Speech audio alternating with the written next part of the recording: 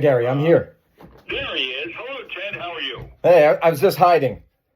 Good. I thought they had put you on witness protection there for a moment, so it's good to have you back up on the living. But yeah. So anyway, what is it about Fridays? We normally put up a podcast of our show every single day, and every single day it works. But Friday, I sense conspiracy here. I really do. I think there's a conspiracy because every Friday it seems to break down. Gary, I don't know. Does somebody there not like me? I guess that's the conclusion I've come to. You know what it is? It's the Russians. I'm telling you, it's the Russians. It's Putin and the Russians. Gotta be. I don't know. Anyway, but we like you. That's why we have you on every Friday, because you always have something good to talk about. And, one of the things, President Trump, kind of occupies our news cycle a lot. He does, One of the things he talked about this week, he was talking with President Ramaphosa of South Africa about, relationships with that country. The president brought up these pictures, these screenshots of what he said were white farmers being killed in South Africa, and he called, I think, Ramaphosa's government Marxist. And you kind of found that to be interesting this week from a journalistic standpoint. Talk a little bit about that.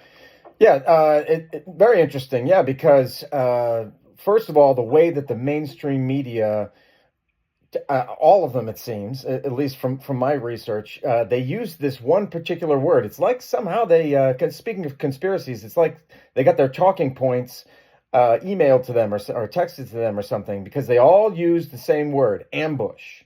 They said it was an ambush. Now, you could talk to other people and they would say, no, that was a masterful display of foreign policy, of diplomacy. But the mainstream media says it was an ambush, and they all use the same word. It was very interesting.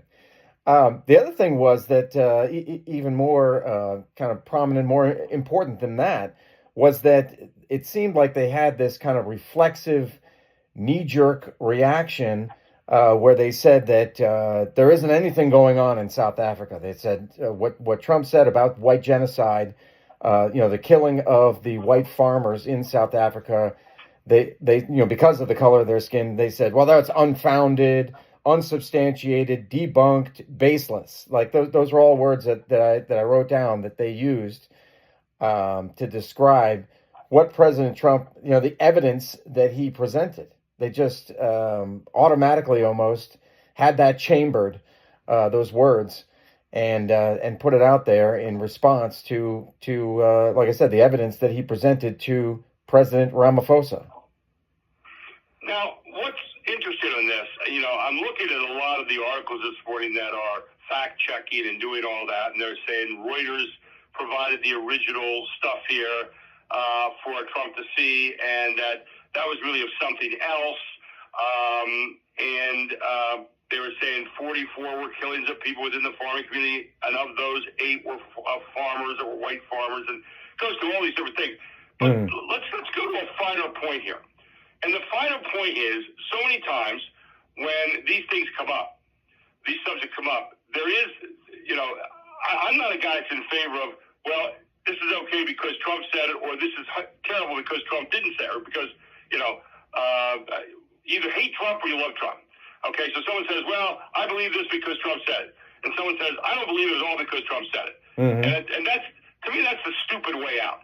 To me, that's like saying, okay, I hate Trump, therefore anything that comes from him cannot be possibly correct. So maybe this isn't correct. I don't know. I'm looking through all this evidence, and I was reading a bunch of different things from BBC and Reuters and NBC and so forth. But I think the point that you're making is, doesn't it bear more scrutiny than to immediately assess a judgment to it? In other words, immediately say, well, it must be true because Trump said it. Or someone says, no, it can't be true because Trump said it. That's my point. I guess there's something more in the middle there. Is that a fair analysis?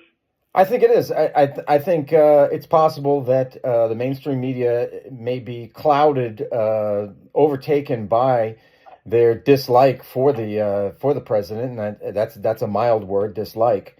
That just automatically, oh no, it can't be true. It can't be true.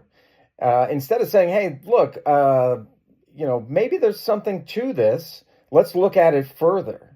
Let's examine it and lay it all out there for people. Like I say in my book, let's lay it all out there for people and let them decide. Maybe people can do, because I've been hearing about this for years.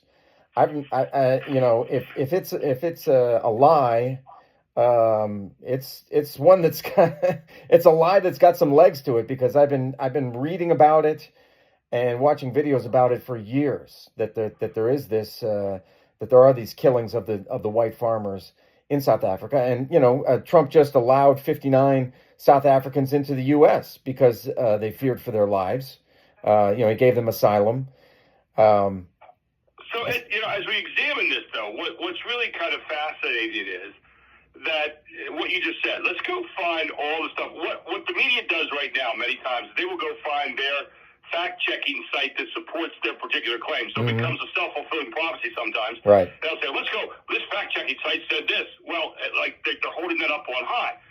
So then you say, well, which fact, at a time when we really don't trust anybody, and what fact-checking site is the best fact-checking site to go to? Right. That's it. So what you're saying is, let's gather all the facts right here. Let's put them out there. Let's do a little bit more exhaustive work and let the people decide by what you have gathered and put out there what is true.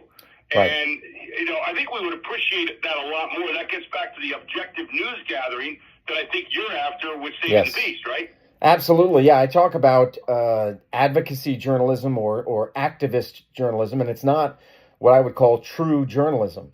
This is what's being taught in colleges and universities now. And I know you and I have talked about this many times, but it bears repeating. We can see where the media is immediately choosing a side. They're saying, okay, it's not true. It's not true. Instead of saying, well, you know what? This is what Trump said. This is what, and this is the video that he showed, and the news clippings that he had. This is what President Ramaphosa said. And then, dig into it a little bit deeper and say, oh, we did an online search. We looked at some credible sources on YouTube and other places online. And here's what we found. Now, go about it that way. That's true journalism. Right. So on the other side here, Trump does make it easier to go after him sometimes, because here's what he says the other day. He goes, quote, look, here's burial sites all over the place. These are all white farmers that are being buried. Trump goes to the glittering generalities and says, everywhere. There's the biggest thing anybody's ever seen. Yeah. He's always going for these ethereal words, whereas he's not specific. And so it's very easy for media to kind of go in after him and say, hey, you're not being specific. Where are these? Where what town? When did this happen? Get into all that. Now, no president's going to know all that, but the people around him will. So I think when he does that, he really opens himself up for it, which he doesn't seem to care about. But, that's another side of the analysis as well, right? No, I agree. It was just like the whole thing with the guy, the MS-13 member or alleged MS-13 member. He has the symbols on his knuckles. He doesn't have the words MS-13, but Trump insisted that he had the words MS-13. So yeah, he deals in generalities and exaggerations. It's true, and I'm not apologizing for it or whatever. But yeah, no, you are correct that it's his nature. It's his nature to do that, and it does open himself up to scrutiny. I agree with you. Well, the other part of it too, I think, when you're president, you're the headlines. You're going like, okay, here, these white farmers are being killed in South Africa. And you go, okay, now what do we know beyond that? Well, we know white farmers are being killed in South Africa. Here's some pictures. Okay? Whereas you're being told that and probably given that by your staff as they go through all the things that are happening around the world. And so unless you own that, unless you know that, unless you have some figures and stats and stuff to back it up, why would you put it out there as President of the United States in the open? In other words, that might be something that we better serve talking behind the scenes with Ramaphosa and saying, by the way, we've got these stories. Here are some pictures I've got. What's going on here? Maybe not out in front of the public there where people now have to take one side or the other and look at it and not really know what all's about the story. Your thoughts? Well, I think that, after thinking about this for a couple of days, I think Ramaphosa kind of suspected that this might have happened, that this would happen. Looking at the Zelensky meeting where Trump and J.D. Vance kind of really got on Zelensky's case and laid down the law on him. I think Ramaphosa, after the asylum of the 59 white South African farmers, I think Ramaphosa had some idea, and that's why he brought some white folks to the made some white people part of his delegation, and he's like, well, these white people wouldn't be here unless if this was really going on, if these atrocities were going on in South Africa. Right. So he kind of prepared for it a little bit. So yeah, but PR thing for him in terms of being able to reject those arguments. So yeah, but I mean, Trump. This is Trump's nature to do that. He's a strong individual, and he's gonna get the upper hand one way or the other. And he likes the camera. I mean, he likes being on the camera there with people, and he's not afraid of it. And it's just whether you like it or don't like it, that's where he lives. So just making some observations this morning on this, but it's fascinating in the news on how we go about doing this, and I think we could do a better job of it by laying this stuff out a little bit more objectively and letting people make the decision rather than trying to make the decision for us. Rather than the first thing you put down is falsely makes the accusation before they even know for sure. But yeah, we'll see. Right. Hey, good stuff this morning. Name of the book, Saving the Beast, right? And it's out there for everybody to see, right? It's on Amazon. It's on Barnes and Noble. It's on Books A Million online.